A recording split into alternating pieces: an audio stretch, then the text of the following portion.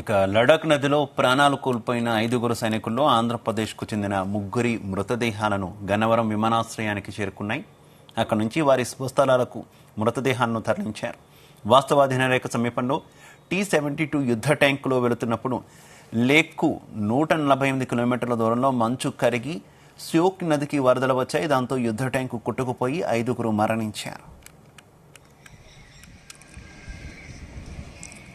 ఇక ఈ దుర్ఘటనలో ప్రకాశం జిల్లా రాచర్ల మండలం కాల్వపల్లె గ్రామానికి చెందిన జూనియర్ కమిషన్డ్ అధికారి జేసీఓ ముత్తుముల రామకృష్ణారెడ్డి, కృష్ణా జిల్లా పెడన మండలం చేవెండ గ్రామానికి చెందిన సైనికుడు సాదరబోయిన నాగరాజు, రేపల్లె మండలం ఇస్లాంపూర్కు చెందిన సుభాన్ ఖాన్ మృతి చెందారు.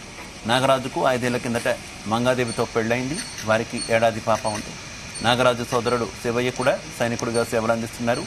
ఇక సుఖాన్ ఖాన్ ఇతను 17 ఏళ్ల క్రితం సైనికుడిగా చేరి అంచెలంచెలుగా హవల్దార్ స్థాయికి ఎదిగారు. ప్రస్తుతం ఈఎంఈ మెకానికల్ విభాగంలో పనిచేస్తున్నారు.